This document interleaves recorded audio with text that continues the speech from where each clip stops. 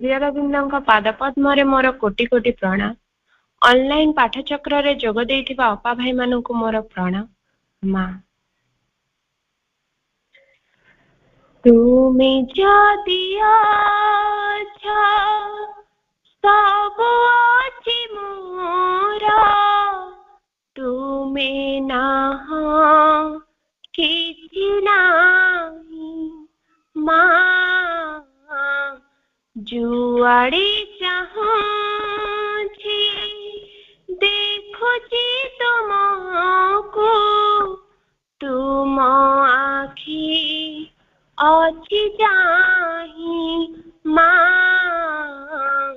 ତୁମେ ଯଦି ଅଛ, ସବୁ ଅଛି ମୋର, ତୁମେ ନାହଁ କିଛି ନାହିଁ। ଯୁଆଡ଼େ ଚାହୁଁଛି ଦେଖୁଛି ତୁମକୁ, ତୁମ ଆଖି ଅଛି ଚାହିଁ। ନିର୍ମଳ ଆକାଶେ ଭରା ବାଦଲରେ ମେଘ ଛାଇ ସଙ୍ଗେ ମିଶି, ତୁମ ପ୍ରତିରୂପ ଲାଗେ ସବୁ କିଛି, ଚାରିଦିକେ ଦିବାନିଶି, ତୁମରି ଶବଦ ଗୁଞ୍ଜରିତ ହୁଏ, କାନେ କାନେ ଯାଇ କହି। ମା, ତୁମେ ଯଦି ଅଛ, ସବୁ ଅଛି ମୋର, ତୁମେ ନାହଁ କିଛି ନାହିଁ। ଯୁଆଡ଼େ ଚାହୁଁଛି ଦେଖୁଛି ତୁମକୁ, ତୁମ ଆଖି ଅଛି ଚାହିଁ। ଥରେ ଥରେ କେବେ ଭୁଲି ଯାଇଛି ରେ, ଯାଇଛି କେବେ ହଜି, ଭାବିଲା ବେଳ ତୁମକୁ ମୋ ପାଶେ ପାଏ ନାହିଁ ଆଉ ଖୋଜି। ତୁମେ କିନ୍ତୁ ସଦା ଥାଅ ପାଶେ ପାଶେ, ମୋ ଅନ୍ତରେ ଅଛ ରହି। ମା, ତୁମେ ଯଦି ଅଛ, ସବୁ ଅଛି ମୋର, ତୁମେ ନାହଁ କିଛି ନାହିଁ। ଯୁଆଡ଼େ ଚାହୁଁଛି ଦେଖୁଛି ତୁମକୁ, ତୁମ ଆଖି ଅଛି ଚାହିଁ। ମା, ତୁମ ଆଖି ଅଛି ଚାହିଁ। ମା, ତୁମ ଆଖି ଅଛି ଚାହିଁ। ମା,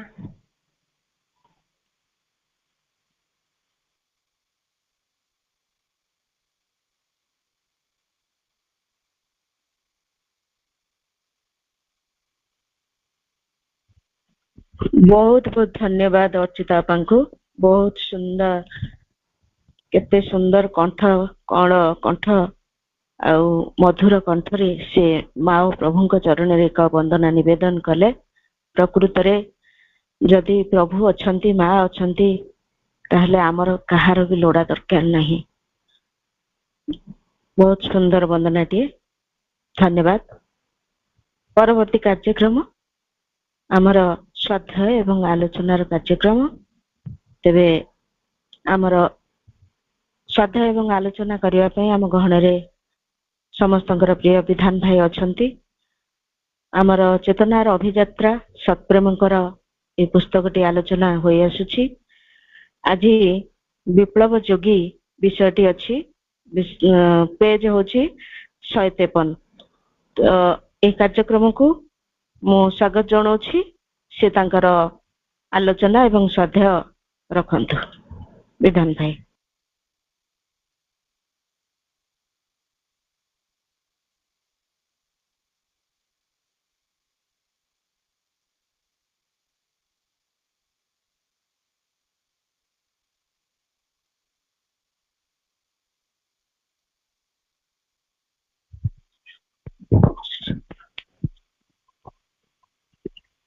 परम करुणामयी माँ,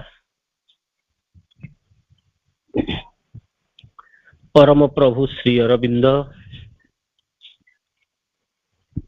आजिर ये ऑनलाइन पाठचक्र जोग देइथिबा सबु मातृप्रेमी भाई भौणी माननकु मु स्वागत करुछि, सम्मान जनाउछि।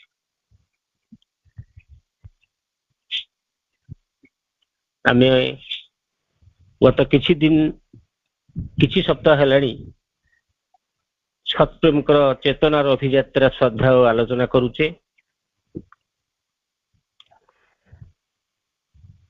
आजिर विषय वस्तु होची विप्लवी जोगी। से चेतनार अभियात्रार गोटे टॉपिक तार ना होची विप्लवी जोगी। गत थरक मध्य ता आलोचना हेतिला, एथरक ता परठू आमे आलोचना करिबा। जने विप्लवी किपरि जोगी ही पारंती, महाचेतना भितर को जाई पारंती, से कथा श्री अरविंद ही तार प्रकृष्ट उदाहरण। श्री अरविंद जेतबळे अति मानस चेतना भितर को जीवा पूर्वर सी निर्वाण बाट दे निर्वाणर अभिज्ञता मध्य मास मास धरी रहउतिले। आश्चर्यर कथा, किंतु से अवस्था मध्य से गोटे दैनिक संवाद पत्र प्रकाश भी करुथिले, विभिन्न सभा समिति भी जोग देउथिले। जो दिन प्रथमे बॉम्बे रे गोटे साधारण सभा भाषण देवार तांकर असुविधा विषय से लेले को कहिले, लेले मते प्रार्थना करिया पे उपदेश देले। श्री अरविंद कहउसंती जे मते बॉम्बे रे गोटे सभा भाषण देबा को अछि, किंतु मो भीतर किछि आसुनी, मु कोन कहिबी। लेले कहिले, श्री अरविंदंकर जे गुरु लेले विष्णु भास्कर लेले, से कहिले तुमे केवल प्रार्थना कर। किंतु मु निर्गुण ब्रह्म चेतना रे एते दूर निमज्जित हो जाइथिली जे प्रार्थना भी करि पारलिनी। से कहिले सेथिरे किछि जाय से ना, से आ अन्य केतन मो पे प्रार्थना करिवे एवं मु केवल सभा मध्य प्रवेश करिवि, श्रोता माननकु नारायण मन करी नमस्कार करिवि आ अपेक्षा करिवि। ताहेले मन ठारू आउ गोटे भिन्न स्तर, भिन्न उच्चरू वाक्य आसीबो आ आत्म प्रकाश करिवो। मु ताहा ही करली, मु केवल प्रार्थना कली आ अपेक्षा करि रहिली मो पाखकू बा मो ओठ पाखकू को भाषा आसुची सब। तापरे जहा आसिला केमिति आसिला श्रीनंद तो वर्णना करसंती।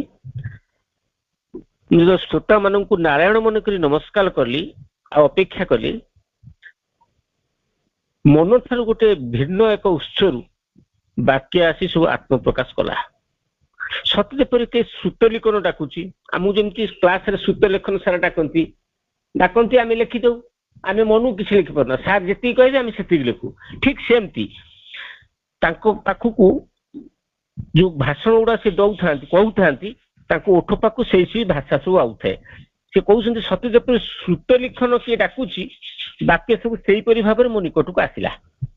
सेही दिन ठारू समस्त वाक्य रचना चिंता अन्यान्य बहु क्रियाकलाप मो निकटକୁ मस्तिष्कगत मनर ऊर्ध्वरे थिबा ସେଇ ଉତ୍ସରୁ ଆସିଲା। ଶ୍ରୀ ଅରବିନ୍ଦ ସେଇ ଉତ୍ସର ନାଁ ଦଉଛନ୍ତି ଅତି ଚେତନାର ଉତ୍ସ। ତେଣୁ ଶ୍ରୀ ଅରବିନ୍ଦ ଅତି ଚେତନାର ସେଇ ଶିଖରକୁ ସ୍ପର୍ଶ କଲେ। ବମ୍ବେରେ ସେ ଯୋଉ ଭାଷଣ ଦେଇଥିଲେ ତାର ବିଷୟବସ୍ତୁ ବଡ ଚିତ୍ତାକର୍ଷକ ବି ଥିଲା। ସେ କହୁଛନ୍ତି ତୁମ ନିଜ ମଧ୍ୟରେ ଥିବା ଶକ୍ତିକୁ ଉପଲବ୍ଧି କରିବାକୁ ଚେଷ୍ଟା କର। ସେ ଜାତୀୟବାଦୀ ଯୋଦ୍ଧା ମାନଙ୍କୁ କହିଲେ ତାହାକୁ ହିଁ ସମ୍ମୁଖକୁ ଆଣିବା ପାଇଁ ଚେଷ୍ଟା କର। ତେବେ ଯାହା ତୁମେ କରିବ ତାହା ତୁମର କାର୍ଯ୍ୟ ନ ହୋଇ ତୁମ ଅନ୍ତରସ୍ଥ ସତ୍ୟର କ୍ରିୟା ହେଇପାରିବ। କାରଣ ଏହା ତୁମେ ନୁହଁ, ତୁମ ମଧ୍ୟରେ ଥିବା ଅନ୍ୟ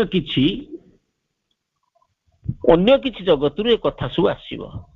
ଏଇ ସବୁ ଟ୍ରିବ୍ୟୁନାଲ ଓ ପୃଥିବୀର ସମସ୍ତ ଶକ୍ତି ତୁମ ଭିତରେ ଥିବା ତାହାର ସେଇ ଅମର ଅଜାତ ଅଜର ସତ୍ତାର କଣ ବା କ୍ଷତି କରିପାରିବ।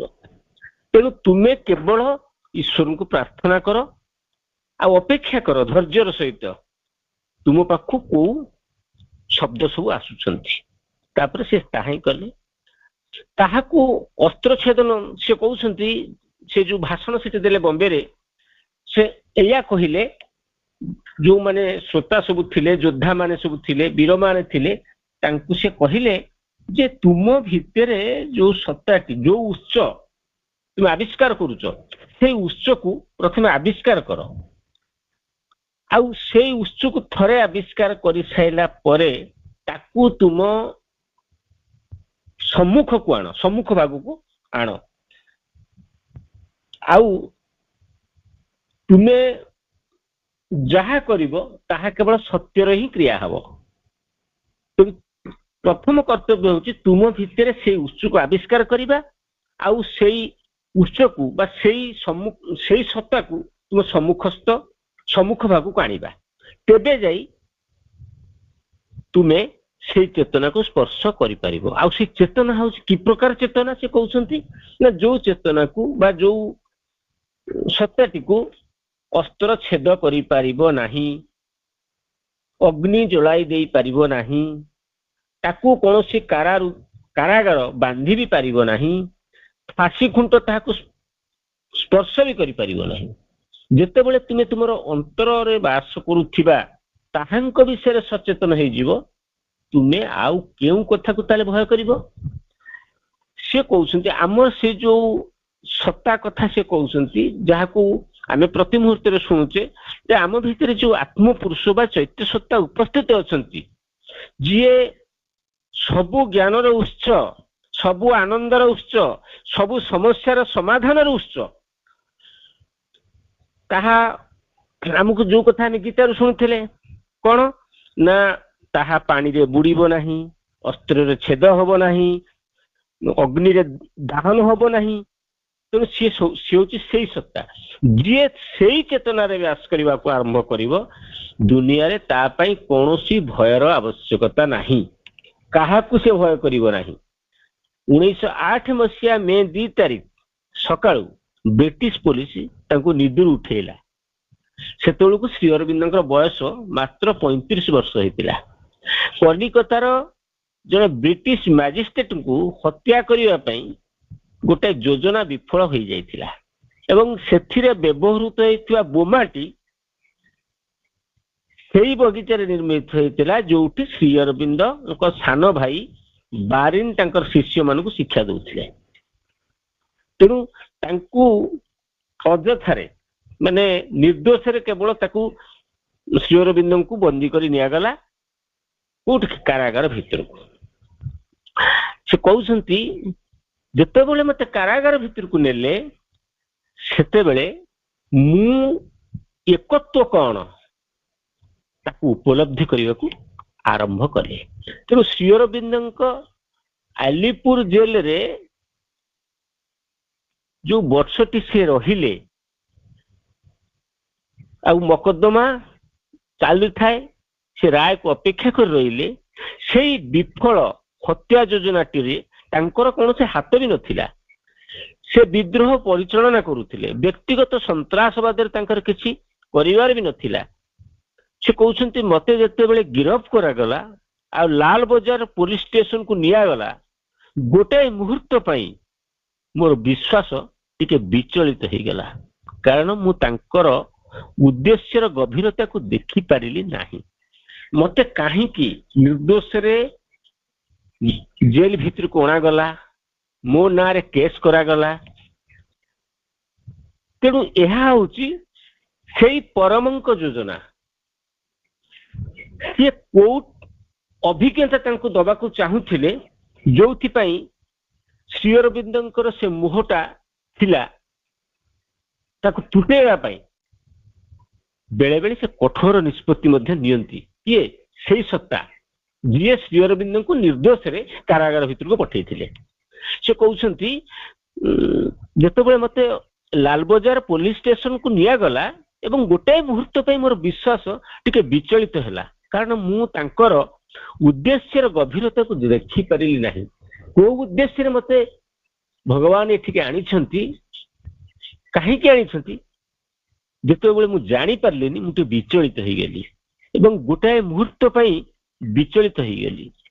ହୃଦୟରେ ତାହାଙ୍କୁ ବ୍ୟାକୁଳ ହେଇ କହିଲି, ମୋର କଣ ଘଟିଲା? ମୋର ବିଶ୍ୱାସ ଥିଲା ଯେ ମୋ ଦେଶବାସୀଙ୍କ ନିମନ୍ତେ କିଛି କରିବାର ଦାୟିତ୍ୱ ମୋର ଅଛି, ଆଉ ସେ କାମ ସରିବା ପର୍ଯ୍ୟନ୍ତ ତୁମର ରକ୍ଷାକାରୀ ଶକ୍ତି ପ୍ରାପ୍ତ ହେଉଥିବି। ମତେ ଏଇପରି ଗୋଟେ ଅଭିଯୋଗରେ ଏଠାକୁ ଆସିବାକୁ ହେଲା କାହିଁକି? ସେ ପଚାରୁଛନ୍ତି ସେ ଆତ୍ମପୁରୁଷଙ୍କୁ ଯେ ମତେ କାହିଁକି ଏଠିକି ଅଣାଗଲା, ମତେ ଏପରି ଗୋଟେ ଅଭିଯୋଗରେ ଏଠାକୁ ଆସିବାକୁ ହେଲା କାହିଁକି? ଦିନଟିଏ ଚାଲିଗଲା, ଦ୍ୱିତୀୟ ଦିନ ଚାଲିଗଲା, ତୃତୀୟ ଦିନରେ ମୋ ଅନ୍ତରରୁ ଗୋଟିଏ ସ୍ୱର ଶୁଣାଗଲା। କଣ ଶୁଣାଗଲା?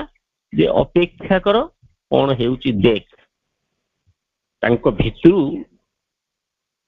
ଯୋଉ ସ୍ୱର ଶୁଣିଲେ, ସିଏ ଯୋଉ ଆତ୍ମାର ସ୍ୱର, ଯୋଉ ଚୈତ୍ୟ ସତ୍ତାଙ୍କ ସ୍ୱର ସେ ଶୁଣିଲେ, ଅପେକ୍ଷା କର, କଣ ହଉଛି ଦେଖ। ତାପରେ ମୁଁ ଶାନ୍ତ ହେଇ ଅପେକ୍ଷା କଲି। ଲାଲବଜାରରୁ ମତେ ଆଲିପୁର ନିଆଗଲା ଏବଂ ଗୋଟାଏ ମାସ ମତେ ନିର୍ଜନ କାରାବାସରେ ଅନ୍ୟ ମନୁଷ୍ୟଙ୍କ ଠାରୁ ଦୂରରେ ରଖାଗଲା।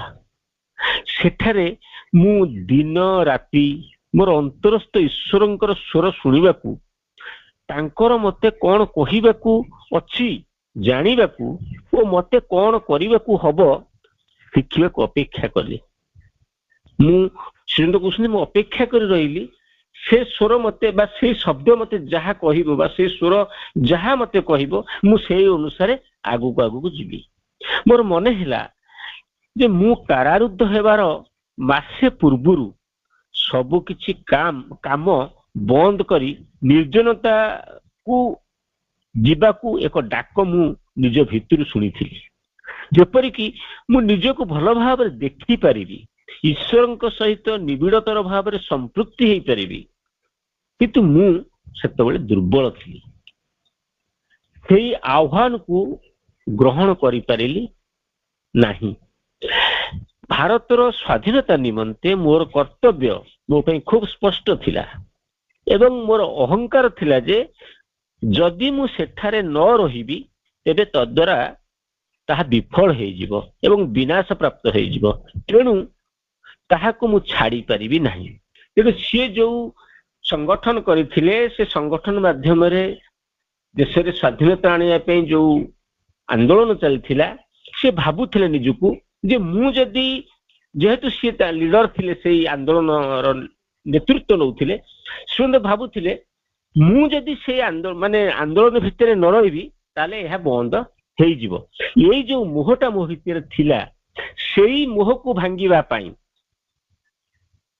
ଭଗବାନ କଣ କଲେ ବା ଈଶ୍ୱର କଣ କଲେ ନା ତାଙ୍କୁ ବିନା ଦୋଷରେ କାରାଗାରକୁ ପଠେଇଲେ। ସେ କଥା କହୁଛନ୍ତି ଯେ ଯେଉଁ ବନ୍ଧନକୁ ଭାଙ୍ଗି ଦେବାର ସାମର୍ଥ୍ୟ କିନ୍ତୁ ମୋର ନଥିଲା। ତାଙ୍କ ପ୍ରତି ଯୋଉ ସେ ଆନ୍ଦୋଳନ ପ୍ରତି ଯୋଉ ଦୁର୍ବଳତା ଥିଲା, ସେ ଯୋଉ ନେତୃତ୍ୱ ପ୍ରତି ଯୋଉ ଦୁର୍ବଳତା ଥିଲା, ତେଣୁ ତାକୁ ଭାଙ୍ଗିବାକୁ ତାଙ୍କର ସାମର୍ଥ୍ୟ ନଥିଲା। ତେଣୁ ତାଙ୍କର ସାମର୍ଥ୍ୟ ଆଉ ନାହିଁ। ତାଙ୍କର ଯୋଉ ମୋହ ଅଛି, ସେ ମୋହଟାକୁ ଭାଙ୍ଗିବା ପାଇଁ ଈଶ୍ୱର କଣ କଲେ, ତାଙ୍କୁ ଜବରଦସ୍ତ ସେ ଜାଗାରୁ ଉଠେଇ ଆଣିଲେ, ଯୋଉଠି ବିନା ଦୋଷରେ ଯେଉଁ ବନ୍ଧନକୁ ଭାଙ୍ଗି ଦେବାର ସାମର୍ଥ୍ୟ ମୋର ନଥିଲା, ସେ ସବୁକୁ ମୁଁ ତୋ ପାଇଁ ଭାଙ୍ଗି ଦେଇଛି। କିଏ? ସେଇ ସ୍ୱର କହୁଛି। ସେଇ ସତ୍ତା କହୁଛି ତୁ ଯେହେତୁ ସେ ବନ୍ଧନକୁ ଭାଙ୍ଗି ପାରିନଥାନ୍ତୁ ମୁଁ ସେଥିପାଇଁ ତୋ ବନ୍ଧନକୁ ଭାଙ୍ଗିଦେଲି, କାରଣ ତାହା ହିଁ ମୋର ଇଚ୍ଛା ଥିଲା। ସେଇ ସବୁ ଅବ୍ୟାହତ ରହିବା ମୋର ଉଦ୍ଦେଶ୍ୟ ନଥିଲା। ତୋ ନିମିତ୍ତ ମୁଁ ଅନ୍ୟ ଗୋଟେ କର୍ତ୍ତବ୍ୟ ନିର୍ଦ୍ଦିଷ୍ଟ କରିସାରିଛି, ଆଉ ସେଥିପାଇଁ ହିଁ ତତେ ଏଠାକୁ ଆଣିଛି। ମୁଁ ତତେ ସେଇ ଶିକ୍ଷା ଦାନ କରିବାକୁ ଚାହେଁ ଯାହା ତୁ ନିଜ ଚେଷ୍ଟାରେ ଶିଖି ପାରିନଥାନ୍ତୁ, ଏବଂ ମୁଁ ମୋର କର୍ମ ନିମନ୍ତେ ତତେ ସେଇ ଶିକ୍ଷା ଦେବାକୁ ଚାହେଁ। ତେଣୁ ତୁ ଏ ଆନ୍ଦୋଳନ ଭିତରେ ରହିବୁ ନାହିଁ। ତୋ ପାଇଁ ଏ କାମ ଉଦ୍ଦିଷ୍ଟ ନୁହଁ।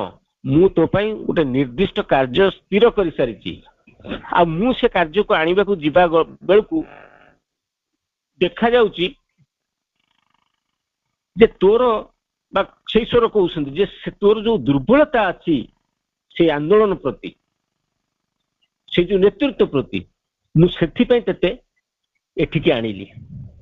ତତେ ସେଇ ଶିକ୍ଷାଦାନ କରିବାକୁ ମୁଁ ଚାହେଁ ଯାହା ତୁ ନିଜ ଚେଷ୍ଟାରେ ବି ଶିଖି ପାରିନଥାନ୍ତୁ, ଏବଂ ମୋର କର୍ମ ନିମନ୍ତେ ତତେ ସେହି ଶିକ୍ଷା ଦେବାକୁ ମୁଁ ଚାହେଁ। ତେଣୁ ଏଇ କର୍ମ ହେଉଛି ବିଶ୍ୱ ଚେତନାର ଉପଲବ୍ଧି କରିବା ବା ଏକତ୍ୱର ଅନୁଭବ କରି ସାଧାରଣ ମାନସର ଊର୍ଦ୍ଧ୍ୱରେ ଥିବା ଚେତନାର ସ୍ତର ମଧ୍ୟକୁ ଅଭିଯାନ କରିବା। ତେଣୁ ବିଶ୍ୱ ଚେତନାକୁ ଉପଲବ୍ଧି କରିବା। ଆମେ ସବୁ ବ୍ୟକ୍ତି ଚେତନା, କିଛି ସମଷ୍ଟିଗତ ଚେତନା ଥାଏ, ଏଇଟା ହଉଛି ବିଶ୍ୱ ଚେତନା। ଏ ବିଶ୍ୱ ଚେତନାକୁ ଉପଲବ୍ଧି କରିବା ପାଇଁ ମୁଁ ତତେ ଏ କାରାଗାର ଭିତରକୁ ଆଣିଛି। ଊର୍ଦ୍ଧ୍ୱସ୍ଥ ସେଇ ଚେତନା ହେଉଛି ଅତି ଚେତନା, ଯାହା ଶ୍ରୀ ଅରବିନ୍ଦଙ୍କୁ ସେଇ ମହାନ ରହସ୍ୟର ପଥରେ ଅବତୀର୍ଣ୍ଣ କରାଇଲା। ଏବଂ ସେଇ ସମୟରେ ଯାହା ଘଟିଥିଲା କହିବାକୁ ମୋର ପ୍ରବୃତ୍ତି ହେଉନାହିଁ। କେବଳ ଏହା ହିଁ କହୁଛି ଯେ ଦିନ ପରେ ଦିନ ସେ ମତେ ତାଙ୍କର ରହସ୍ୟ ଦେଖାଉଥିଲେ। ମୋର 12 ମାସର କାରାଦଣ୍ଡ ମଧ୍ୟରେ ସେ ଦିନ ପରେ ଦିନ ମତେ ଅଶେଷ ଜ୍ଞାନ ମଧ୍ୟ ଦାନ କରୁଥିଲେ। ତେଣୁ ଆମେ ଯୋଉ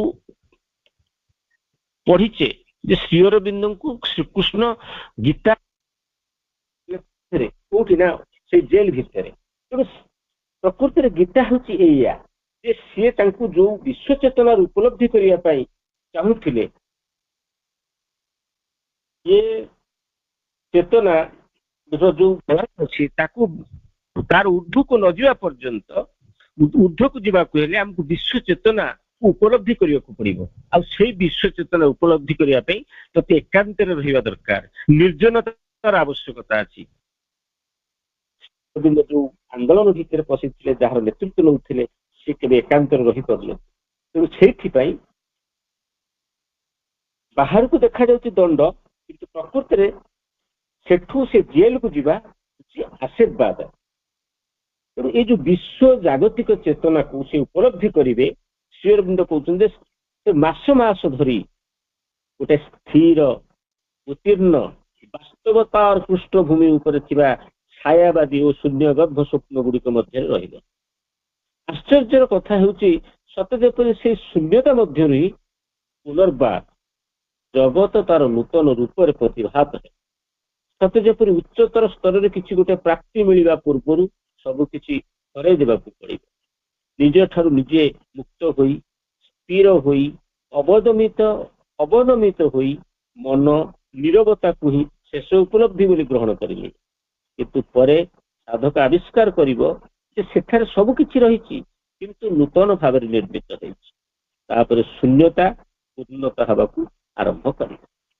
ବିଭିନ୍ନ ଭାଗବତ ସତ୍ୟ। ତେଣୁ ଆମେ ବେଳେ ବେଳେ କଣ ହୁଏ, ଆମେ ଭାବୁ ଯେ ମୋ ପାଇଁ ଯୋଉ ଅସୁବିଧା ଗୁଡିକ ଆଇଛି ସିଏ ମତେ ଏଇଠି ନିଃଶେଷ କରିଦଉ। କିନ୍ତୁ ଶ୍ରୀ ଅରବିନ୍ଦ କହୁଛନ୍ତି ବେଦନା ଯୋଉ ଜୀବନରେ ଆସୁଛି, ଯୋଉ ଯନ୍ତ୍ରଣା ଆସୁଛି, ତାହା ହଉଛି ଈଶ୍ୱରଙ୍କର ବିଭୂତି। ତେଣୁ ଚୂଡାନ୍ତ ଆନନ୍ଦ ପାଇଁ ଦୁଃଖ କଷ୍ଟ କେତେ ଆବଶ୍ୟକ, ପରିପୂର୍ଣ୍ଣ କାର୍ଯ୍ୟକାରିତା ସକାଶେ ବିଫଳତା କେତେ ଆବଶ୍ୟକ, କ୍ଷିପ୍ରତା ସକାଶେ ରଥ ଗତିର କେତେ ଆବଶ୍ୟକ। ଯେତେବେଳେ ତୁମେ ସେ କଥା ଦେଖିପାରିବ ଆଉ ଦେଖିବାକୁ ସକ୍ଷମ ହବ, ସେତେବେଳେ ହୁଏତ ଯେତେ ଅସ୍ପଷ୍ଟ ଆଉ ମାନ୍ନା ଭାବରେ ହେଲେ ମଧ୍ୟ ଭଗବାନଙ୍କ କର୍ମଧାରା ବୁଝିବାକୁ ଆରମ୍ଭ କରିବ। ତେଣୁ ଆମ ଜୀବନରେ ଯାହା କିଛି ଘଟୁଛି ତାହା ସେଇ କରୁଣାମୟଙ୍କ ଆଶୀର୍ବାଦ ଛଡା ଆଉ କିଛି ନୁହେଁ। ଯେତେବେଳେ ଏଇ କଥା ଆମେ ଉପଲବ୍ଧି କରିବାକୁ ଆରମ୍ଭ କରିବୁ, ଆମ ମନ ବୁଝିଯିବ, ସେତେବେଳେ ଆମ ଭିତରେ ଆଉ ଅଭିଯୋଗ ଆସିବ ନାହିଁ, ବରଂ କୃତଜ୍ଞତା ଆସିବ। କେତେ କୃପା କରି ତମେ ମତେ ଏଇ ଅବସ୍ଥାକୁ ଆଣିବା ପାଇଁ ଏତେ ପରିଶ୍ରମ କଲ। ଯେତେବେଳେ ସେଇ କଥା ଭାବିବାକୁ ଆରମ୍ଭ ହବ, ସେତେବେଳେ ଆଖିରୁ ଆପଣା ଛାଏଁ ଲୁହ ନିଗିରି ଆସିବ। ତେଣୁ ଆମେ ଯେତେବେଳେ ରୋଗରେ ପଡୁ, କୌଣସି ରୋଗ ଯନ୍ତ୍ରଣା ଭୋଗ କରୁଥାଉ, ସେତେବେଳେ କଣ ଭାବୁଥାଉ?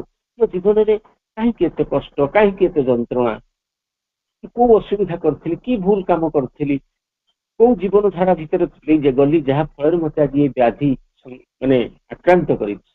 କିନ୍ତୁ ଶ୍ରୀ ଅରବିନ୍ଦ ଗୋଟେ ଆଶ୍ୱାସନାର ସହିତ କହୁଛନ୍ତି, ସମସ୍ତ ବ୍ୟାଧି ହଉଛି ସ୍ୱାସ୍ଥ୍ୟଗତ କୌଣସି ନୂତନ ଆନନ୍ଦ ଅନୁଭବ କରିବାର ମାଧ୍ୟମ। ତେଣୁ ଆମ ଜୀବନରେ ବ୍ୟାଧିଟିଏ ଆସିଛି, ଅର୍ଥାତ୍ ଆମ ଶରୀର ଗୋଟେ ନୂତନ ଆନନ୍ଦ ଭିତରକୁ ଯାତ୍ରା କରିବାର ସମୟ ଆସି ଉପସ୍ଥିତ ହେଇଛି। ତେଣୁ ସମସ୍ତ ଦୁର୍ଭୋଗ ବେଦନା କୌଣସି ଅଧିକ ତୀବ୍ର ବିମଳ ଆନନ୍ଦ ଆଉ ମଙ୍ଗଳ ନିମନ୍ତେ ପ୍ରକୃତି ଆମ ପାଇଁ ପ୍ରସ୍ତୁତ କରୁଛି। ଯେତେବେଳେ କୌଣସି କଷ୍ଟ ଆସେ, ଯନ୍ତ୍ରଣା ଆସେ, ସେତେବେଳେ ଆମେ ଈଶ୍ୱରଙ୍କ ପାଖରେ କୃତଜ୍ଞ ହଉ, ଆଖିରେ ଲୁହ ଝରୁ, ଆମ ଦୁର୍ବଳତା ପ୍ରକାଶ କରୁ, ହତାଶ ହେଇଯାଉ। କିନ୍ତୁ ସେ କହୁଛନ୍ତି ହତାଶ ହବନି, ବରଂ କୃତଜ୍ଞ ହବ ଏଇଥିପାଇଁ ଯେ ମୁଁ ଗୋଟେ କିଛି ବିମଳ ଆନନ୍ଦ ଆଉ ମୋ ଜୀବନରେ କିଛି ମଙ୍ଗଳ ପ୍ରତିଶ୍ରୁତି ଆସିବା ପାଇଁ ଏହା ହଉଛି ଏଇ ବାଟ ଦେଇ ହିଁ ମତେ ଯିବାକୁ ପଡୁଛି। ତେଣୁ ସମସ୍ତ ମୃତ୍ୟୁ ହଉଛି, ଆମ ଜୀବନରେ ଯୋଉ ମୃତ୍ୟୁ ଆସୁଛି, ଶରୀର ଯୋଉ ଆମକୁ ଛାଡିବାକୁ ପଡୁଛି, ତେଣୁ ସମସ୍ତ ମୃତ୍ୟୁ ହିଁ ଅପରିସୀମ ଅମରତା ଦିଗରେ ଏକ ଦ୍ୱାର ଉଦ୍ଘାଟନ କରୁଛି। କାହିଁକି, କିପରି ଏହା ସମ୍ଭବପର ହଉଛି? ତାହା ଭଗବାନଙ୍କର ଗୋପନ ରହସ୍ୟ।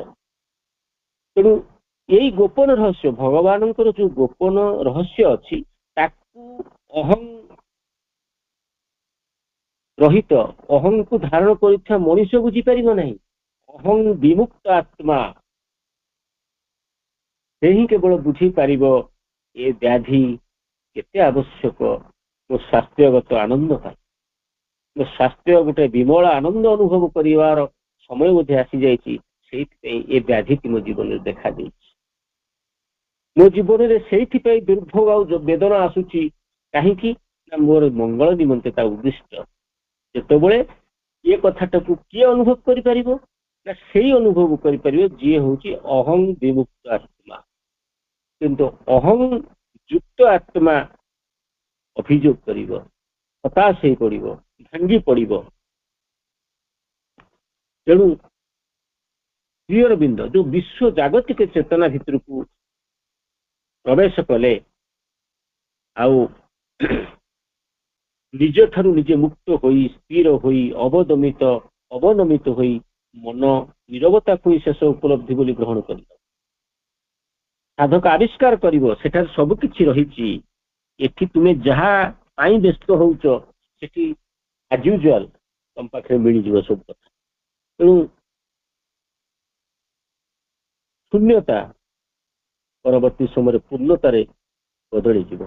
ବିଭିନ୍ନ ଭାଗବତ ସତ୍ୟ, କ୍ରିୟାଶୀଳ ଅସୀମଙ୍କର ବିଭିନ୍ନ ସ୍ତରର ପ୍ରକାଶ, ବିଭିନ୍ନ ଦିଗ ତା ମଧ୍ୟରେ ପ୍ରବେଶ କରିବ, ତାହା ମଧ୍ୟରୁ ବହିର୍ଗତ।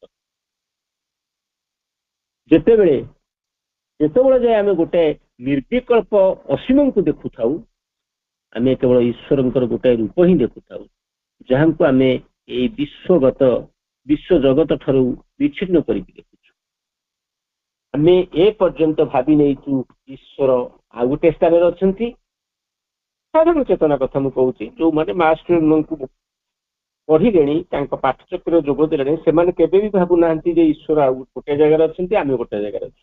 ଈଶ୍ୱର କୋଉଠି ନାହାନ୍ତି, ମୁଁ ନିଜେ ହିଁ ଈଶ୍ୱର। କେବଳ ମୁଁ ନିଜକୁ ଚିହ୍ନି ପାରୁଛି। ମୋ ଭିତରେ ସିଏ ନଥିଲେ ମୁଁ କଥା କହିପାରନ୍ତି, ସିଏ ମୋ ଭିତରେ ନଥିଲେ ମୁଁ ଦେଖିପାରନ୍ତି, ଚାଲିପାରନ୍ତି, କାମ କରିପାରନ୍ତି, ଚିନ୍ତା କରିପାରନ୍ତି, କିଛି ବି କରିପାରନ୍ତି ନାହିଁ। ସିଏ ଅଛନ୍ତି, ଅର୍ଥାତ୍ ସିଏ, ମୁଁ ହଉଛି ସେଇ, କିନ୍ତୁ ମୁଁ ନିଜକୁ ଜାଣିପାରୁନି। ଏଇ ଯୋଉ ଭ୍ରମ, ଏଇ ଯୋଉ ମାୟା ଆମ ଭିତରେ ଗ୍ରାସ କରିଛି, ଏଇ ଯୋଉ ମନ ଆମର ଯୋଉ ଜଟିଳତା ଭିତରେ ପ୍ରବେଶ କରିଛି, ଯାହା ଫଳରେ ପ୍ରକୃତ ସ୍ୱରୂପ କଣ ଆମେ ନିଜେ ଆମ ନିଜକୁ ଜାଣିପାରୁ। ଯେତେବେଳେ ଆମେ ଶ୍ରୀ ଅରବିନ୍ଦଙ୍କ କୌଣସି ପୁସ୍ତକ ପଢୁ, ମାଙ୍କର କୌଣସି ଲେଖା ପଢୁ, ସେତେବେଳେ କେବଳ ନିଜକୁ ହିଁ ଆମେ ପଢୁ। ମା ସ୍ୱୟଂକୁ ପଢିବା ଅର୍ଥ କେବଳ ନିଜକୁ ପଢିବା, ନିଜକୁ ଜାଣିବା। ଏଠି ତାଙ୍କର କୌଣସି ବହିରେ କାହାଣୀ କିଛି ନାହିଁ। କେବଳ ତୁମେ ଯେତେବେଳେ ସେ ବହିକି ଅଧ୍ୟୟନ କରିବାକୁ ଆରମ୍ଭ କରିବ, ତୁମେ ତୁମ ନିଜ ଭିତରୁ ଦେଖିବାକୁ ଆରମ୍ଭ କରିବ। ମୋର ମନେ ପଡୁଛି ବହୁତ ଦିନ ତଳର କଥା, ଚିତ୍ତ ଭାଇ ଥରେ ମାନେ କହିଲେ, ମାନେ ମାତୃଭୂମିର ଗୋଟେ, ମାତୃଭୂମି ତ ପ୍ରାୟ ସେ ବକ୍ତା ହେଇକି ଆସନ୍ତି ଭିତରେ, ଥରେ ତାଙ୍କୁ କୁହାଯାଇଥିଲା, ସେ କହିଲେ ମୁଁ ବହି ଦେଖି ମାନେ ଶ୍ରୀ ଅରବିନ୍ଦଙ୍କର ମୂଳ ବାକ୍ୟ ପଢିବି, ସେଠୁ କୌଣସି ବାକ୍ୟ ଅଲଗା କହିପାରିବି ନାହିଁ। ସେ କହୁଥିଲେ ଯେ ମୁଁ ଯେତେବେଳେ ଶ୍ରୀ ଅରବିନ୍ଦଙ୍କୁ ବହିକୁ ଅନୁବାଦ ଆଉ ଆରମ୍ଭ କଲି, ମୁଁ ପ୍ରଥମେ ଯୋଉ ସର୍ତ୍ତ ସବୁ ରଖିଥିଲି, ସେ ସର୍ତ୍ତ ଧୀରେ ଧୀରେ ମୋ ପାଖରୁ କୋଳ ହେଇଗଲା।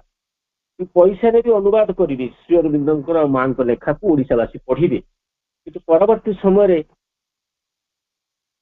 ମୁଁ ତାଙ୍କ ପ୍ରେମରେ ଏତେ ଲୀନ ହେଇଗଲି, ତଲ୍ଲୀନ ହେଇଗଲି, ମୁଁ ନିଜକୁ ନିଜେ ହିଁ ଆବିଷ୍କାର କଲି ମୁଁ ପ୍ରକୃତରେ କିଏ। ସେ କହୁଛନ୍ତି ଶ୍ରୀ ଅରବିନ୍ଦଙ୍କର କୌଣସି ବହିକି ଆପଣ ମାନେ ହାତ ମାରନ୍ତୁ ବା ପଢିବା ଆରମ୍ଭ କରନ୍ତୁ, ଦେଖିବେ ସବୁଠି ଆପଣଙ୍କର ଭୁଲଟା ତ୍ରୁଟିଟା କୋଉଠି ଥିବ ସେ ଦେଖେଇ ଦଉଥିଲେ। ସେ କହିଲେ ଶ୍ରୀ ଅରବିନ୍ଦ ହଉଛି ଗୋଟେ ଉକୁରାଟା, ତାଙ୍କର କୋଉ ଗୋଟେ ଲେଖା ଯାହାକୁ ବି ପଢିବାକୁ ଆରମ୍ଭ କରିବ, ସେ ତମେ ଦେଖିବ ତମର ହିଁ ଭୁଲଟି ଥିବ, ଆଉ କାହା ଭୁଲ ତମକୁ ଦେଖାଯିବନି, କେବଳ ନିଜ ହିଁ ଭୁଲ ଥିବ। ଅର୍ଥାତ୍ ଯେତେବେଳେ ତମେ ନିଜକୁ ସଂଶୋଧନ କରିବାକୁ ଆରମ୍ଭ କରିବ, ସେତେବେଳେ ଏଇ ସଂଶୋଧନ କରିବା ଭିତରେ ହୁଏତ ଏ ଜନ୍ମ ହେଇପାରେ, ଏମିତି ଅନେକ ଜନ୍ମ ବି ଯାଇପାରେ। ତେଣୁ ସେ କହୁଛନ୍ତି ଯେତେବେଳେ ସେଇ ନୀରବତା ଆମକୁ ଆମର ସମସ୍ତ ଛୋଟ ବଡ ପବିତ୍ର ଛଳନା ମଧ୍ୟରୁ ମୁକ୍ତ କରି କିଛି ସମୟ ପାଇଁ ଏକ ସ୍ୱଚ୍ଛ ଶୁଭ୍ରତା ମଧ୍ୟରେ ଛାଡିଦବ, ତାପରେ ଆମେ ସମସ୍ତ ସ୍ତରରେ ସମସ୍ତ ବିନ୍ଦୁରେ ବିଶ୍ୱ ଭଗବାନଙ୍କୁ ଏକତ୍ର ରଖିପାରିବା। ସତେ ଯେପରି କେବଳ ଅତିରିକ୍ତ ଜଡବାଦ ଆଉ ଆଧ୍ୟାତ୍ମିକବାଦ ବ୍ୟତୀତ ସେମାନେ କେବେ ହିଁ କେଉଁଠି ବିଚ୍ଛିନ୍ନ ନୁହନ୍ତି। ସେଇ ସମୟରେ ଆଲିପୁର ଜେଲର ଅଗଣାରେ ଆୟାମ ନିର୍ଘଣ୍ଟରେ ଚେତନାରେ ଯୋଉ ନୂତନ ପରିବର୍ତ୍ତନ ସଂଗଠିତ ହେଲା, ମୁଁ ସେଇ ଜେଲ ଆଡକୁ ଚାହିଁ ଦେଖିଲି ଯାହା ମତେ ମଣିଷ ମାନଙ୍କ ଠାରୁ ଅଲଗା କରିଦେଇଥିଲା। ମୋର ଉପଲବ୍ଧି ହେଲା ଯେ ଉଚ୍ଚ କାନ୍ଥ ଗୁଡିକ ମଧ୍ୟରେ ମୁଁ କାରାରୁଦ୍ଧ ହେଇନାହିଁ, ବାସୁଦେବ ହିଁ ମତେ ଘେରି ଯାଇଛନ୍ତି। ତେଣୁ ସେଇଠି ସେ ଉପଲବ୍ଧି କଲେ ଏଇ ଯୋଉ ଚାରି କାନ୍ଥ, ସେ ଚାରି କାନ୍ଥ ଇଟା ପଥରରେ ହେଇନି, ସେ ହଉଛନ୍ତି ସେ ବାସୁଦେବଙ୍କର କୋଳ ହାତ, ଯିଏ ମତେ ସୁରକ୍ଷା ଯୋଗେଇଛି, ମତେ ଧାରଣ କରିକି ରହିଛି। ମୋର ଉପଲବ୍ଧି ହେଲା ଯେ ଉଚ୍ଚ କାନ୍ଥ ଗୁଡିକ ମଧ୍ୟରେ ମୁଁ କାରାରୁଦ୍ଧ ହେଇନି, ବାସୁଦେବ ହିଁ ମତେ ଘେରି ଯାଇଛନ୍ତି। ମୋର କୋଠରୀ ସାମ୍ନାରେ ଥିବା ଗଛ ତଳେ ଚାଲୁ ଚାଲୁ ଜାଣିଲି ତାହା ଗୋଟେ ଗଛ ନୁହେଁ, ମତେ ଆଶ୍ରୟ ଦେଇଛନ୍ତି ବାସୁଦେବ ଶ୍ରୀକୃଷ୍ଣ। କୋଠରୀରେ ଲୁହା ଖଣ୍ଡ ଗୁଡିକୁ ଚାହିଁ ଦେଖିଲି ସେଇ ସବୁ ଲୁହା ଜାଲି ଯାହାକି ଦ୍ୱାରର କର୍ତ୍ତବ୍ୟ କରୁଛନ୍ତି, ସେଠାରେ ମଧ୍ୟ ଦେଖିଲି ବାସୁଦେବ। ନାରାୟଣୀ ମତେ ଜଗି ରହିଛନ୍ତି, ମୋ ଉପରେ ଦୃଷ୍ଟି ରଖିଛନ୍ତି। ମତେ ଦିଆଯାଇଥିବା କର୍କଶ କମ୍ବଳ ଉପରେ ପଡି ରହିଥିବା ବେଳେ ମୁଁ ମୋର ଚାରି ପାଖରେ ଶ୍ରୀକୃଷ୍ଣଙ୍କର ଆଲିଙ୍ଗନ ଅନୁଭବ କରୁଥିଲି, ମୋର ବନ୍ଧୁ ମୋ ପ୍ରେମିକର ଆଲିଙ୍ଗନ। ମୁଁ ଜେଲରେ ଥିବା ବନ୍ଦୀ ମାନଙ୍କୁ, ଚୋର, ହତ୍ୟାକାରୀ, ପ୍ରତାରକ ମାନଙ୍କ ଠାରେ ବାସୁଦେବ ହିଁ ଦେଖୁଥିଲି। ତେଣୁ ତାଙ୍କ ଭିତରେ ମାନେ ସମସ୍ତଙ୍କ ଭିତରେ ସେ ଭଗବାନଙ୍କୁ ଦର୍ଶନ କରୁଥିଲେ, ତାଙ୍କର ସେ ସର୍ବଭୂତେ ସେ ଦେଖୁଥିଲେ ସେଇ ଗୋଟିଏ ଈଶ୍ୱରଙ୍କୁ। ତେଣୁ ଭୁଲ ଭାବରେ ବ୍ୟବହୃତ ହେଇଥିବା ଏଇ ଯୋଉ ସବୁ ଶରୀର ମଧ୍ୟରେ ଅନ୍ଧକାରଭୂତ ଏଇ ଯୋଉ ଆତ୍ମା ଗୁଡିକ ମଧ୍ୟରେ ମୁଁ ଯାହାକୁ ଦେଖିଲି ସେ ମଧ୍ୟ ନାରାୟଣ। ଏଇ ଅଭିଜ୍ଞତା ଶ୍ରୀ ଅରବିନ୍ଦଙ୍କୁ ଆଉ କେବେ ହିଁ ପରିତ୍ୟାଗ କରିନଥିଲା। ବିଚାର ନିମନ୍ତେ 6 ମାସ ଲାଗି ଯାଇଥିଲା, ବିଚାର ନିମନ୍ତେ 6 ମାସ ଲାଗି ଯାଇଥିଲା। 200 ହାସ୍ୟାସ୍ପଦ ବ୍ୟକ୍ତି ସାକ୍ଷ୍ୟ ଦେଇଥିଲେ, 4000 ସାକ୍ଷ୍ୟ ପ୍ରମାଣ ପେଶ ହେଇଥିଲା। ପ୍ରତିଦିନ କୋର୍ଟ ମଝିରେ ଥିବା ଗୋଟେ ଲୁହା ପିଞ୍ଜରା ମଧ୍ୟରେ ଶ୍ରୀ ଅରବିନ୍ଦଙ୍କୁ ତାଲା ଦେଇ ରଖା ହେଉଥିଲା, କିନ୍ତୁ ସେଠାରେ ମଧ୍ୟ ସେଇ ବିଚାରକ ମାନଙ୍କୁ, ଏକାଠି ହେଇଥିବା ଅସଂଖ୍ୟ ଲୋକମାନଙ୍କୁ ଶତ୍ରୁ ପରି ଦେଖିନଥିଲି। ଯେତେବେଳେ ମୋକଦ୍ଦମା ଆରମ୍ଭ ହେଲା, ଯେତେବେଳେ ମୁଁ ମଧ୍ୟ ସେଇ ଅନ୍ତର୍ଦୃଷ୍ଟି ଦ୍ୱାରା ପରିଚାଳିତ ହଉଥିଲି, ସେ ମତେ କହୁଥିଲେ ଯେତେବେଳେ ତୁ ଏଇ କାରାଗାର ମଧ୍ୟକୁ ପ୍ରବେଶ କଲୁ ସେତେବେଳେ କଣ ତୋର ହୃଦୟ ଭାଙ୍ଗି ପଡି ନଥିଲା? तू मो उद्देश्य चित्कार करूनथिलु कहीं तुमर रक्षाकारी शक्ति वर्तमान मजिस्ट्रेट आड़ को चाहिए देख प्रोसिक्यूटिव काउंसिल आड़ को चाहिए देख मु चाहे देखिली जो मजिस्ट्रेट को मु पूर्व देखी से सेठी नथिले थिले वासुदेव नारायण से बेंच ऊपर उपवेशन करथिले प्रोसिक्यूटिव काउंसिल आड़ को चाहिए देखिले सेठारे मध्ये से नथिले श्रीकृष्ण ही सेठारे बसी रही हसी हसी मते पचारुथिले वर्तमान तू भय करुचु कि कह जुआड़ को से चाहूले सबुआड़े केवल वासुदेव को ही देखुले तेणु सेठी वासुदेव तांको कहउछंती वर्तमान तू भय करुचु कि समस्त मनुष्य मानक मध्य विद्यमान रही सेमानकर वाक्य और कर्म को नियंत्रण करुछि वास्तविक ईश्वर जगत बाहर नथांती से पृथ्वी सृष्टि करि नथांती से निजे ही जगत रे परिणत होइछान तेणु विश्व चेतनार जो उपलब्धि तांको भितर आसीथिला एई उपलब्धि आसीथिला जहा जहा घटुची सबु ही तांकोरी इच्छा तांको इच्छा व्यतिरेक किछि भी घटुनी एई कथा श्री अरविंद शिक्षा करिवार थिला अब सेहित पे तांको ए जेल भितर कोन हैतिला जोंटी से कहउछंती मु समस्त विचारपति को मो विपक्ष रे थिबा उकिल देखना हारी बेंच चेयर कांथ लुहार सबुआड़े केवल मु तांको ही दर्शन करुଥିଲି तेणु सेठी कहउछंती श्री माने श्रीकृष्ण तांको कहउछंती तांको सब देखिला पर तो भितर भय आसुची मु तो सबुठे अछि भय करूछु काकू वास्तविक ईश्वर जगत बाहर नथांती से पृथ्वी सृष्टि करि नथांती से निजे ही जगत रे परिणत होइछा उपनिषद रे लिखा है से एकाधार रे ज्ञान और अज्ञान से सत्य और असत्य जहा किछि रही से सबु किछि होउछंती से ए समग्र पृथ्वी जो सत्ता मानक द्वारा व्याप्त से माने समस्त तांकरी अंग जो चक्षु देखि पारे तापई सबु किछि सेई एको ही गोटाए दिव्य उपलब्धि निमित्त सबु किछि गोटिए ही ईश्वर गोटिए पिंड स्थूलीभूत ईश्वर तेणु आमे जहा जहा देखुचे मो दृष्टिगोचर होउची हमर सबु होउची सेई ईश्वरंकर रूप से ईश्वर को आम देखुचु किंतु आम भितर आम देख केते सठता भितर रही ईश्वर फल तैयारी करछंती ईश्वर पानी तैयारी करछंती ईश्वर पवन आमको दउछंती किंतु आम भितर मु एगुड़ा किछि किछि करिछि मु जदि मंदिर न करबी ईश्वर रही परिबेनी बा ठाकुर बसी परिबे मु जदि काम न करबी ता भितर से जो मु भावटी ताकू से ईश्वर पाखु बारित कर रखी से ईश्वर आ भितर गोटे पाचेर छिड़ा कर तेणु जो से उपलब्धि कर नुह से निज भी आविष्कार करी तेणु ये विश्व ना हूँ एकत्र उपलब्धि विश्व चेतना भितर को प्रवेश कर अर्थ एकत्र उपलब्धि करवा आम मन करू जे ए विश्व जगत मध्य एक रहस्यमय दृष्टिकोण मात्र दैनंदिन वास्तवता सहित यार किसी संबंध ना प्रति पदरे आम कुश्चितता और मंद शक्तिर सम्मुखीन हो जगत जंत्रणा परिपूर्ण अंधकार मध्य क्रंदन ध्वनि परिपूर्ण ये सब मध्य ईश्वर नहांती भगवान कौन यही बर्बरता जहाँ सदा बेले अत्याचार करने निमंते प्रस्तुत हो रही था भगवान कौन यही विस्तारित अहंकार लुकायित और प्रकाशित प्रतारण सकल ईश्वर यही सब दोष मुक्त से निश्चय पवित्र से केबे हेरे ये सब अंश ही पारंती भगवान एते पवित्र जे ए जगत होई परिबो ना एई अणनिश्वासी मलिनतारे तांको पई स्थान काहे कोनोसी गोटाए समाधान रे पहुंचवा जदि हमर लक्ष्य हुए तेरे से समाधान जहा उना काहे आमे हमर अस्तित्व को सामना सामने देखिबा उचित अस्तित्व को सामना सामने देखिबार अर्थ होची ईश्वर को सामना सामने देखिबा कारण से दुही को विच्छिन्न करी हबो नाही तेणु ईश्वर आ ये जगत एक अलग नुहंती ईश्वर आ मु एक अलग नुहंती आम भितर जो भिन्नता सृष्टि हेची ईश्वर होउछंती पवित्र ईश्वर होउछंती आनंदमय मु होउची अहंकारी हमर केते केते गीत देखुना लेखा होउची जगन्नाथ को नहीं करी ତୁ ରହୁଛୁ ଅମକ ଜାଗାରେ, ମୁଁ କୋଉଠି ରହୁଛି, ତୁ ଖାଉଛୁ କଣ, ମୁଁ ଖାଉଛି, ମାନେ ଏଗୁଡାକ ସବୁ କଣ, ଆମେ ଯେମିତି ପ୍ରାର୍ଥୀ, ସିଏ ଯେମିତି ଉଚ୍ଚରେ ଅଛନ୍ତି, କିନ୍ତୁ ଶ୍ରୀ ଅରବିନ୍ଦ କହୁଛନ୍ତି ତମେ ହଉଛ ସେଇ ଯିଏ ନିଜକୁ ଜାଣିପାରିବ। ତେଣୁ ଭ୍ରମ ଭିତରେ ରହିଛ। ଭ୍ରମ ଅର୍ଥ ଆମ ଅହଙ୍କାର ଆମକୁ ଜଣେଇ ଦଉନି। ତେଣୁ ଏଇ ଯୋଉ ଅଣନିଶ୍ୱାସୀ ମଳିନତାରେ ତାଙ୍କ ପାଇଁ ସ୍ଥାନ କାହିଁ? ଅସ୍ତିତ୍ୱକୁ ଆମେ ସାମ୍ନାସାମ୍ନି ଦେଖିବାର ଅର୍ଥ ହଉଛି ଈଶ୍ୱରଙ୍କୁ ସାମ୍ନାସାମ୍ନି ଦେଖିବା। ଆମେ ନିଜକୁ ଦେଖିବା ଅର୍ଥ, ନିଜକୁ ତନ୍ନତନି ପରୀକ୍ଷା କରିବାର ଅର୍ଥ ହଉଛି ଈଶ୍ୱରଙ୍କୁ ଆବିଷ୍କାର କରିବା। ଅସ୍ତିତ୍ୱକୁ ସାମ୍ନାସାମ୍ନି ଦେଖିବାର ହଉଛି ଈଶ୍ୱରଙ୍କୁ ସାମ୍ନାସାମ୍ନି ଦେଖିବା। କାରଣ ସେ ଦୁହିଁଙ୍କୁ ବିଚ୍ଛିନ୍ନ କରିହେବନି।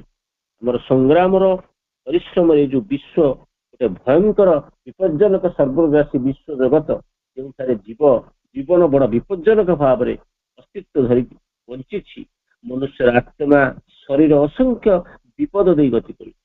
ଏହାପରେ ଗୋଟାଏ ଜଗତ ଯେଉଁଠାରେ ଆମେ ଗୋଟାଏ ପାଦ ଅଗ୍ରସର ହେଲେ ଆମେ ଚାହୁଁ ବା ନ ଚାହୁଁ କିଛି ଗୋଟେ ବିନଷ୍ଟ ହେଇଯାଏ, କିଛି ଗୋଟେ ଭାଙ୍ଗି ରୁଜିଯାଏ। ଯେଉଁଠାରେ ଜୀବନର ଗୋଟାଏ ନିଶ୍ୱାସର ଅର୍ଥ ମୃତ୍ୟୁର ଗୋଟାଏ ନିଶ୍ୱାସ, କିନ୍ତୁ ଯାହା କିଛି ଆମକୁ ଭୟଙ୍କର ଅସତ ବୋଲି ପ୍ରତୀତ ହଉଛି, ଜଣା ଯାଉଛି, ସେ ସବୁର ଦାୟିତ୍ୱକୁ ଗୋଟିଏ ଶକ୍ତିଶାଳୀ ଶୈତାନ ଉପରେ ଲଦି ଦେବା, ଏହାକୁ ପ୍ରକୃତିରେ ଗୋଟାଏ ଅଂଶ ଭାବରେ ଆଡେଇ ଦେବା ବା ମନୁଷ୍ୟ ତାର ପାପ ଗୁଡିକ ଉପରେ ଏସବୁର ଦାୟିତ୍ୱ ଦେଇଦେବା କେବଳ ଗୁଡାଏ ଅସୁନ୍ଦର ଆରାମଦାୟକ କୌଶଳ ମାତ୍ର। ଆମେ ପ୍ରେମର ଈଶ୍ୱର, କରୁଣାର ଈଶ୍ୱର, ନ୍ୟାୟର ଈଶ୍ୱର, ଗୁଣବାନ ଉଦାର ଈଶ୍ୱରଙ୍କର କଳ୍ପନା କରିଥାଉ। ଆମ ନିଜର ଉଦାରତା, ସଦ୍ଗୁଣ, ନ୍ୟାୟ, ନୈତିକତା ପରିପ୍ରେକ୍ଷୀରେ ଆମେ କହୁ ଯେ ଏହା ନୁହନ୍ତି, ଏଇ ସବୁ ତାଙ୍କର ନୁହେଁ, ଏସବୁ କୌଣସି ନାରକୀୟ ଶକ୍ତି ଦ୍ୱାରା ସୃଷ୍ଟି ହେଇଛି, ଯାହାକୁ କୌଣସି କାରଣରୁ ସହାୟ କରିଛନ୍ତି, ତାର ଦୁଷ୍ଟ ଉଦ୍ଦେଶ୍ୟ ପ୍ରୟୋଗରେ ଅନୁମତି ଦେଇଛନ୍ତି, ବା ଏହା କୌଣସି ଅନ୍ଧକାରଚ୍ଛନ୍ନ ହୋଇଛି ଯାହାକି କରୁଣାବନ୍ତ ହେତୁ ସମତୁର ହେଇଯାଇଛି। ତେଣୁ ଏଠି ଆମେ କେବଳ ଯୋଉ ଭୁଲ କରି ବସୁଛୁ, ଭୁଲ ବାଟରେ ଯାଉଛୁ, ତାର ଅର୍ଥ ହଉଛି ଆମେ ଅହଙ୍କାର ଦ୍ୱାରା ପରିଚାଳିତ ହଉଛୁ। ଯେତେବେଳେ ଆମେ ଅହଙ୍କାରରୁ ବିମୁକ୍ତ ହବା, ଈଶ୍ୱରଙ୍କ ଉପରେ ନିର୍ଭର କରିବା, ନିଜ ଭିତରକୁ ଚାହିଁବା, ଭିତରେ ଯୋଉ ସତ୍ତାଟି ଉପସ୍ଥିତ ଅଛନ୍ତି ତାଙ୍କରି କଥାକୁ, ତାଙ୍କରି ନିର୍ଦ୍ଦେଶକୁ ମାନି ଜୀବନକୁ ଆଗେଇ ନେବା, ତେବେ ଆମ ଜୀବନରେ ଯାହା କିଛି ଘଟିବ ତାହା ବାହାରକୁ ମଙ୍ଗଳଦାୟକ ନ ଦେଖା ଯାଉଥିଲେ ବି କିନ୍ତୁ ସେଥିରେ ଆମର ମଙ୍ଗଳ ଲୁଚି ରହିଥିବ। ଏଇ ବିଶ୍ୱାସ, ଏଇ ଭରସା ଶ୍ରୀ ଅରବିନ୍ଦ ଆମକୁ ଦଉଛନ୍ତି ଏବଂ କହୁଛନ୍ତି ତୁମେ ନିଜକୁ ହିଁ ଆବିଷ୍କାର କର, ନିଜକୁ ଉପଲବ୍ଧି କର ଓ ବିଶ୍ୱ ଚେତନାକୁ ଉପଲବ୍ଧି କର। ତେଣୁ ଆଜି ଆମ ପାଖରେ ତ ସମୟ ସରି ଆସିଛି। ଆଜିର ଏ ସ୍ୱାଧ୍ୟାୟ ଆଲୋଚନାକୁ ଆମେ ଅଛି ଆହୁରି ଆମକୁ ସାହସର ସହିତ ବାସ୍ତବତା ଆଡ଼କୁ ଚାହିଁବାକୁ ହବ, ଦେଖିବାକୁ ହବ ଯେ ଈଶ୍ୱର ବ୍ୟତୀତ ଆଉ କେହି ଏ ପୃଥିବୀକୁ ସୃଷ୍ଟି କରିନାହାନ୍ତି। ସେ ଏହାକୁ ଏହିପରି ସୃଷ୍ଟି କରିଛନ୍ତି। ଆମକୁ ଦେଖିବାକୁ ପଡିବ ଯେ ପ୍ରକୃତି ତାର ସନ୍ତାନ ମାନଙ୍କୁ ଗ୍ରାସ କରୁଛି, କାଳ ପ୍ରାଣୀ ମାନଙ୍କୁ ଭକ୍ଷଣ କରୁଛି। ବିଶ୍ୱମୟ ମୃତ୍ୟୁ ମନୁଷ୍ୟ ଭିତରେ, ପ୍ରକୃତି ଭିତରେ ଥିବା ରୁଦ୍ର ଶକ୍ତିର ହିଂସ୍ରତା ମଧ୍ୟ ଈଶ୍ୱରଙ୍କର ଜାଗତୀୟ ରୂପ ମଧ୍ୟରୁ ଗୋଟିଏ। ଆମକୁ ଦେଖିବାକୁ ହବ ଯେ ଈଶ୍ୱରଙ୍କୁ ଯେ କି ଏକାବେଳେକେ ବଦାନ୍ୟ, ଅପଚୟୀ ସୃଷ୍ଟିକର୍ତ୍ତା, ଶକ୍ତିଶାଳୀ, ଉଦାର, ସାହାଯ୍ୟକାରୀ ସେ ଈଶ୍ୱର ମଧ୍ୟ ସର୍ବଗ୍ରାସୀ ଆଉ ଧ୍ୱଂସକାରୀ। ଆମେ କେବଳ ଭାବି ନେଇଥାଉ ଈଶ୍ୱରଙ୍କୁ ଆମେ ଡାକୁଛୁ ମାନେ ଆମ ଜୀବନରେ କେବଳ ଭଲ ହିଁ ହବ। କିନ୍ତୁ କୋଉ ପ୍ରକାର ଭଲ? ଆମ ଅହଙ୍କାର ଯୋଉ ଭଲ ଗୁଡାକ ଚାହୁଁଛି ସେ ଭଲ ନ ହେଇପାରେ। ହୁଏତ ଆମ ଜୀବନରେ ଯନ୍ତ୍ରଣା ବି ଆମ ପାଇଁ ବ୍ଲେସିଂସ୍ ହେଇ ଆଶୀର୍ବାଦ ହେଇ ଆସେ, ଏ କଥା ଆମ ଅହଙ୍କାର ସ୍ୱୀକାର କରିପାରେ। ଯେତେବେଳେ ମୋର ସବୁ କିଛି ଭାଙ୍ଗି ରୁଜି ଯାଉଥାଏ, ସେତେବେଳେ ମୋ ଅହଙ୍କାର ଖଣ୍ଡ ଖଣ୍ଡ ହେଇଯାଉଥାଏ, ଭାଙ୍ଗି ପଡୁଥାଏ। ସେ କଣ ଭାବିଥାଏ ଯେ ଆରି ଭିତରେ ମୋର ମଙ୍ଗଳ ଲୁଚି ରହିଛି, ଆରି ଭିତରେ ମୋର କଲ୍ୟାଣକାରୀ ଶକ୍ତି ଲୁଚି ରହିଛି? ସେ କେବେ ଭାବି ପାରିନଥାଏ।